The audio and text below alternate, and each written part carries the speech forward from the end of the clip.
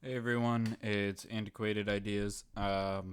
This video might be a little bit weird because I went on a fucking half-hour rant and then the file decided to corrupt. So this is take number 2, and hopefully I hit all the points that I wanted to hit.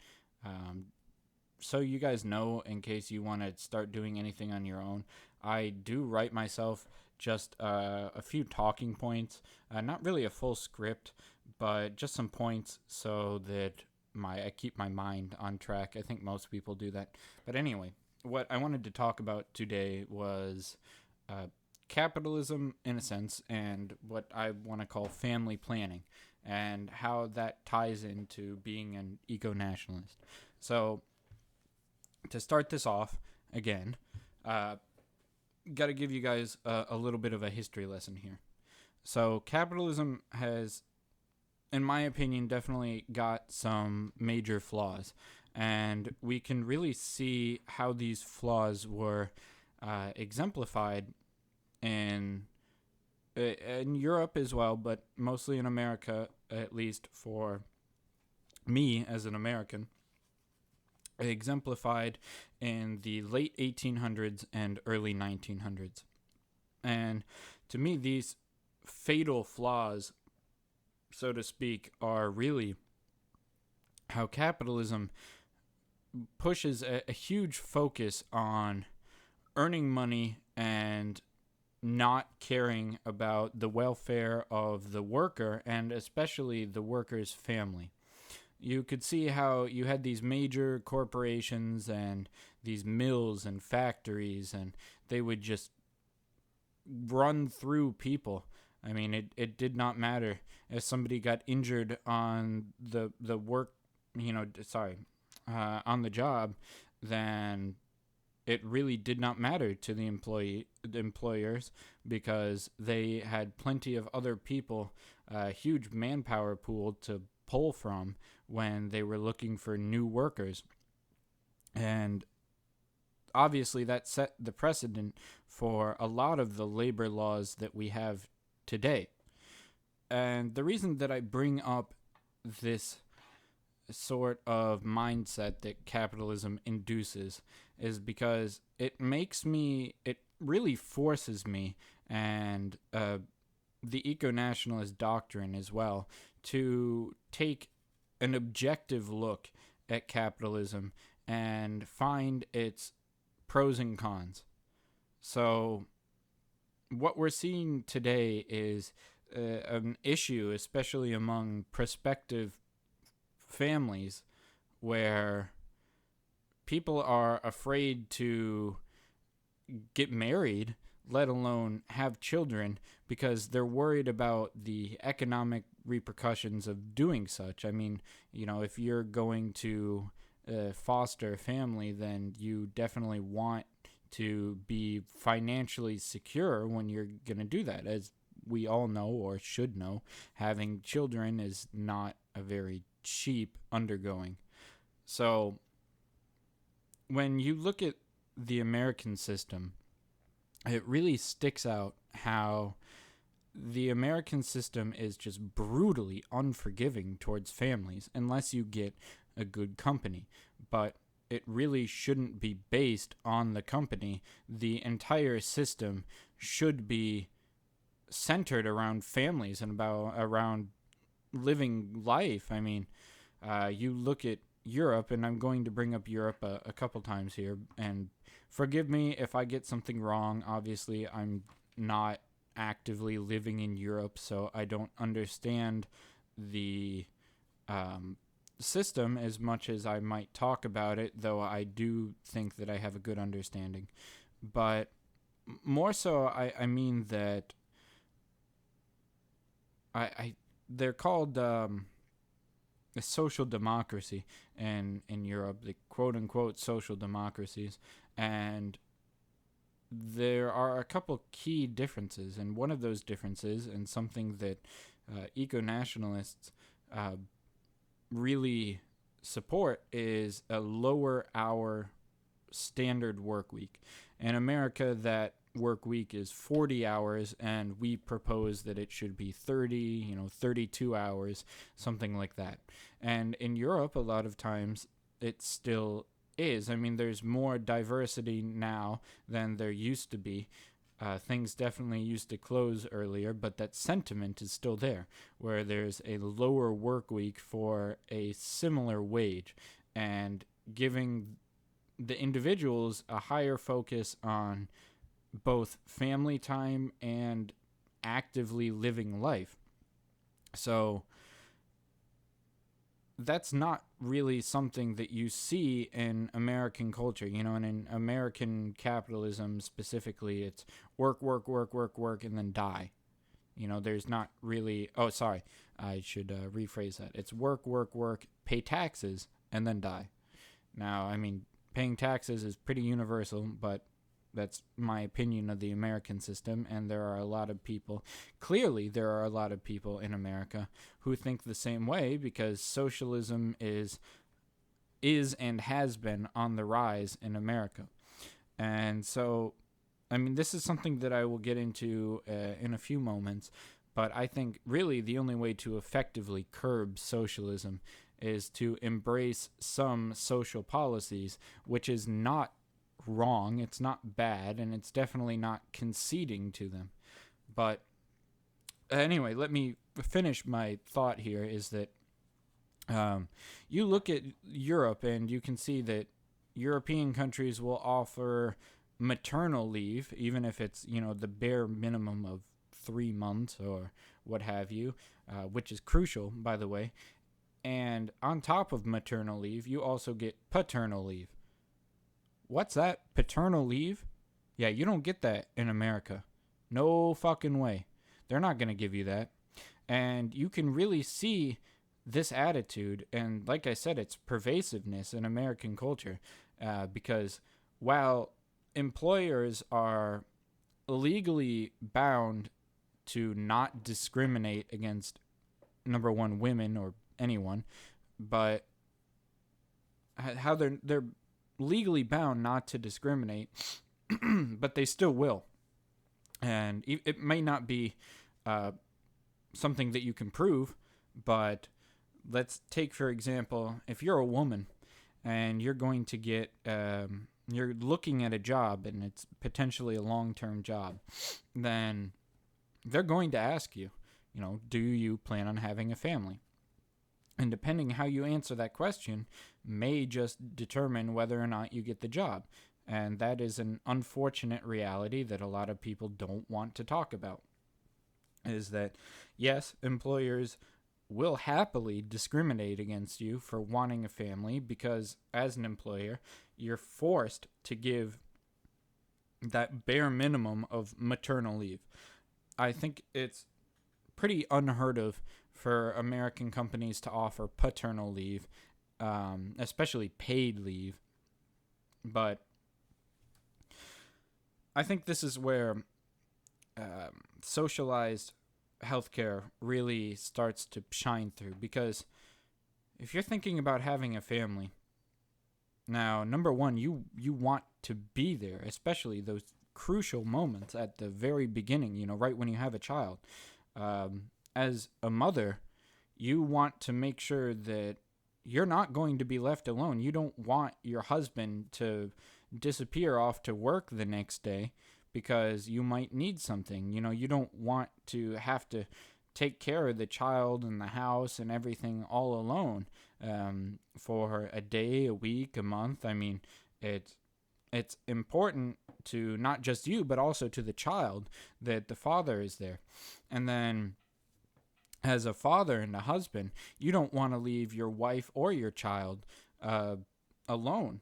I mean, especially not when your wife is weak after just having a child. You want to be there to provide for them. I mean, that's what any good man would do, is they would be there to solve the issues as they arise, be there to take care and provide.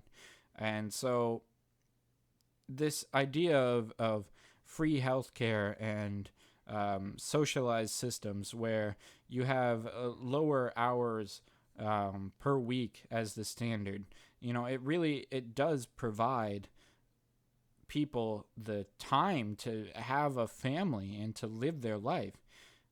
You actually get to go home and have time to, prepare meals, to help your kids with their homework after school, to spend time with your family. I mean, to go for a walk, to do whatever it is that you want to do. Having that crucial time is very important. And in America, they have the saying, time is money, which again is another clue in to how the capitalist American mindset is. And don't get me wrong, I'm not a communist. I'm not a socialist by any means. But I can see and I can agree on some of their points, specifically how Karl Marx talked about the the focus should be on the worker and on the work that is being done, not just the product. Because it's very easy to see that Americans and capitalism in general is your profit per minute. I mean, it's about making the absolute most that you can off of your employees. Now, not everyone is going to do that. That's a generalization, but that is how a lot of major corporations have historically functioned. So it's a proper thought to think that it is something that they're very capable of doing again. And I think they are, to a degree, still doing it. So that's why, as an eco-nationalist, we definitely want to see a lower hour work week. We want people to be able to live their lives. I mean, it would be hypocritical of us as eco-nationalists to talk about this idealist mindset and this lifestyle where you get outside, you spend time with your family, you actually live your life and have a fulfilling life, not just a hedonistic, do whatever you want type of life. Because there's definitely a distinction between the two. But that's where we get into having some of these tax justified or tax justifiable systems where you have things like free healthcare, free education, free transportation. Now, there was a quote, and I'm not going to get the quote right because I don't remember it verbatim, but it's about the idea. And forgive me if I butcher his name. I can't remember his first name, but Codreanu, or however you say it, the Romanian nationalist in the 1920s and 30s. He mentioned specifically how the best form of governance is to take both the pros of capitalism and socialism. And as eco-nationalists who believe in absolute pragmatism, this is clearly a pragmatic mindset, so it's something that really part of our eco-nationalist doctrine is based off of, where we are able to look at both sides of the system and determine what's good and what's bad, and learn and take the good that we can see and try and fit all these good things, the pros of both systems, into our own ideology. And yes, it is a little bit idealistic, but it's entirely possible. I believe that it's something that the founding fathers would have looked highly upon, especially the ability to take the pros of something that's seemingly competition, like socialism, and be able to properly implement them into the country.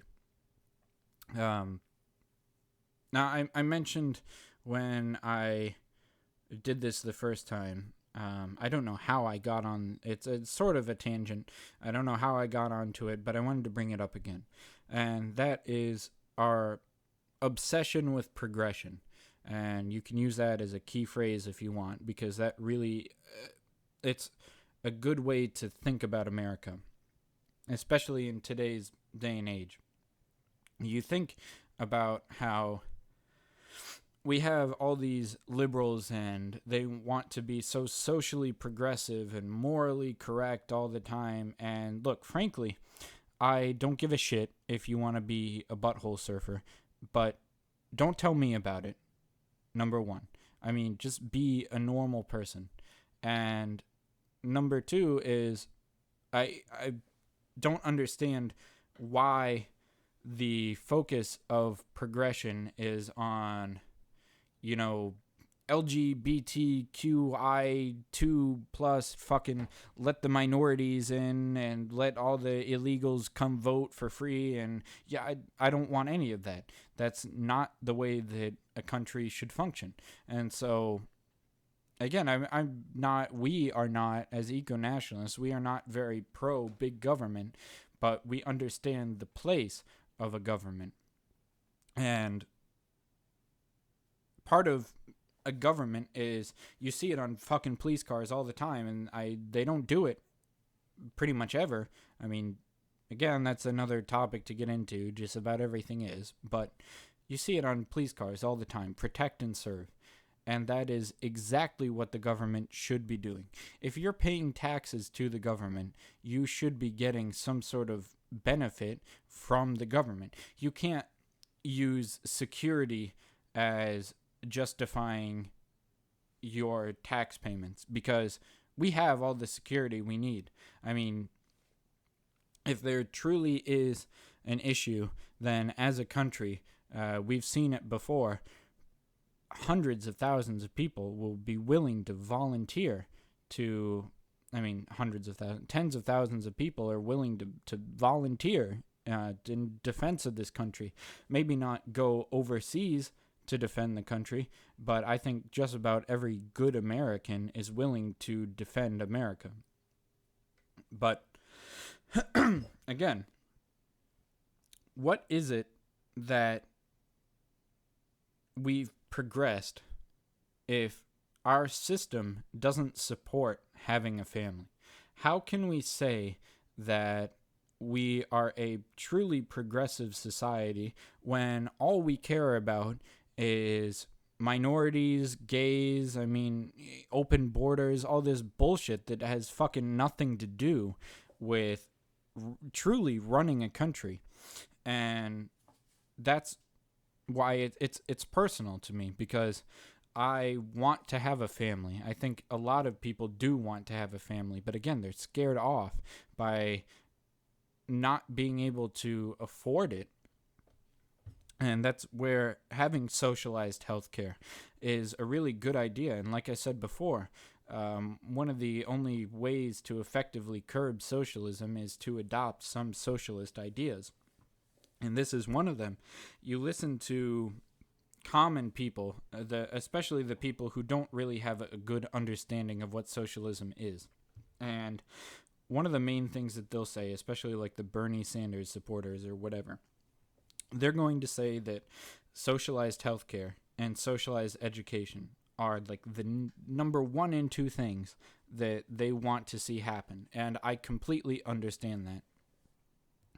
See, my aunt and uncle, they went to Canada for a time, and he served in the Canadian military, but they had 2 children in Canada. And she's told me before, my aunt, that she really appreciated the healthcare system there, because they didn't have to worry about getting exorbitant bills in regards to just having a child.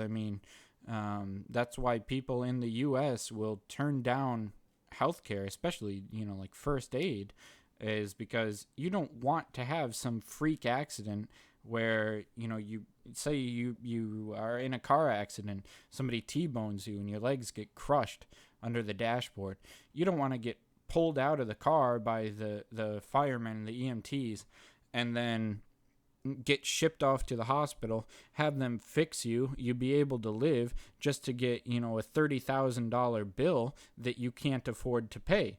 Because then at what point, What is that really? They're putting a price on your life, and yes, obviously, if you're going to put a price on somebody's life, it's going to be high. But is life not invaluable? Is it? I mean, why are we trying to put a monetary value on life? I think that's a very American way and a very capitalist way to approach living. I mean, if we pay taxes, again, I think we should be getting something from it. So I don't want to hear all these arguments, over what system is better, because in reality, the ability to understand both is important. I think possibly the most important skill for any single person to have is to be able to not just empathize or sympathize, but it's to be able to play devil's advocate, to understand both sides of an argument, to be able to look at this issue or any issue objectively and understand why somebody thinks the way that they do. And if you don't understand, be able to ask or be able to read and learn. And yes, you're going to have your own opinion regardless, but you should be able to understand all sides of an argument. I think that that's common logic, is to be able to look and say, all right, maybe I don't like sticking my finger up other guys' buttholes, but is it really my problem if they do it or not? I mean, I'm not gay, but why shouldn't they be allowed to do it if they're not hurting anyone? And I know that's a controversial topic, but I think that it's a good example, because if we are to start governing things like that, then really what we're doing is becoming the people that we swear that we won't become. That is stripping away people's freedoms. And of course, there should be restrictions as to what people can do. I don't believe in absolute anarchy, but it's wrong to say that you're going to defend somebody's rights and then take them away. Yet, that's, again, almost exactly what's happening with wanting to start a family, is this whole system that we have. It's just really aimed at destroying families. I mean, the fact that people think that they have to choose between a fucking career and a relationship is insane. That is something that I cannot fathom.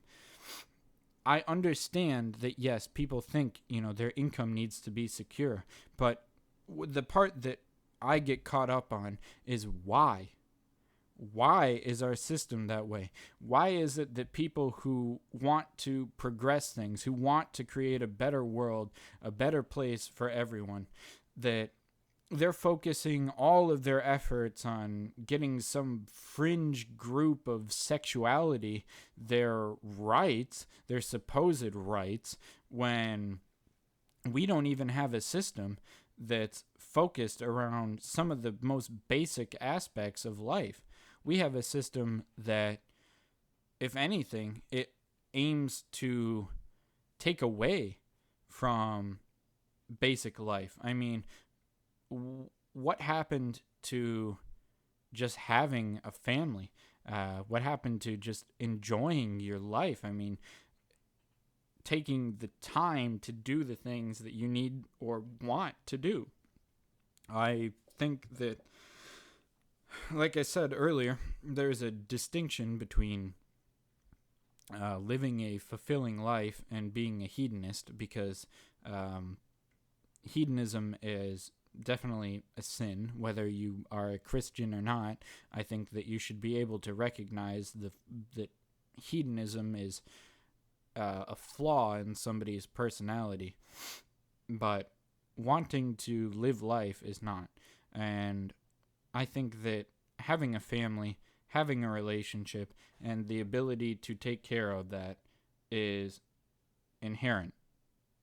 But anyway, as we come up to 25 minutes here, you guys know how to reach out to me. It's Antiquated Ideas on Instagram or YouTube, or I also have FL_Innowoods. So if you have any topics that you guys want me to talk about, if you have any discussion at all, I mean, really, just feel free to reach out to me. I enjoy the conversations.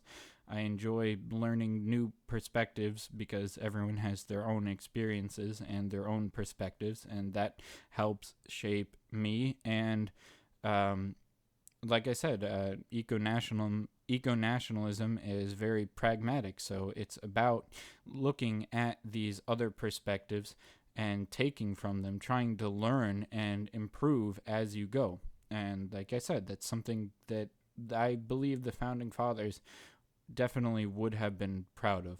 So again, if you enjoyed it, if there's something you want to talk about, I mean, anything, feel free to follow me, message me, whatever. Thanks for listening.